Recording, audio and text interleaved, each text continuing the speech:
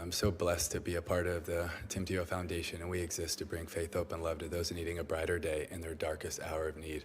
But to really sum it up, it's to fight for people that can't fight for themselves. And I believe that's exactly why we're here today. Several years ago, we were finishing a leadership meeting, and I looked at Camille, our VP of Anti-Human Trafficking and Child Exploitation, and she had a very sober look on her face. And I said, Camille, what is it? What's breaking your heart? And she wrote down the number 20,000. And I said, Camille, 20,000 what?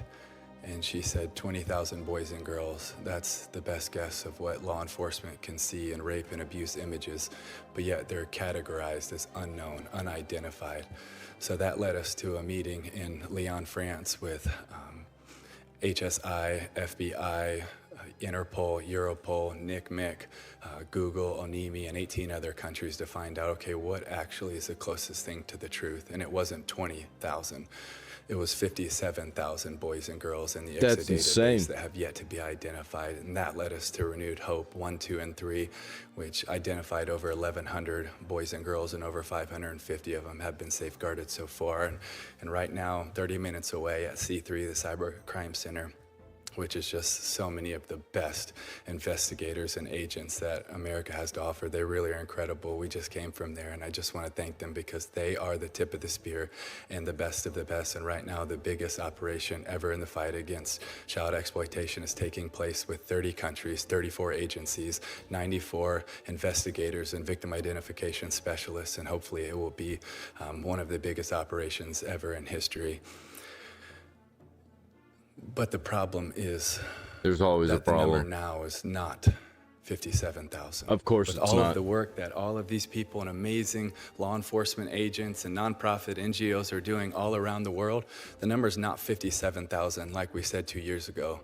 It's over 89,000. We are losing the battle. No, we it's are not. losing the war. And I bet it's not. I bet it's way more than that. boys and girls are suffering for it. And to give you an idea of the scope of what's happening in America, there's a red dot map right over there over my right shoulder, and that's just a 6-month screenshot of the US. And every red dot that is on there is someone that is downloading, sharing, or distributing child rape images, almost all under the age of 12.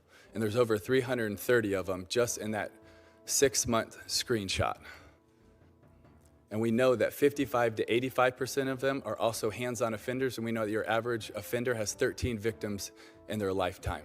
The scale of harm right here in America is, to a certain extent, hard to comprehend. Terrible map. But that's why we're here. And when you knock down one of those doors, you also have no idea how many boys and girls you're going to find. From Operation Renewed Hope 1, one of the doors that was knocked down, when they went in and seized his computer, they found that he also had raped 30 other boys and girls in that neighborhood. So there's a lot of work to do. And Ranking Member Durman, you're right. He's so we nervous. have to be able to act. A little over a year ago. But he is basically fighting against the pedophile elites who control the world. I was at one of our protection centers, and a protection center has extra security because there's still a bounty and a price on these girls and young women's lives. And I was walking through the counseling rooms, and I walk up to one of the counseling rooms, and it's this beautiful couch, and it's got teddy bears and toys and children's books in it. And right behind the couch, there's a window.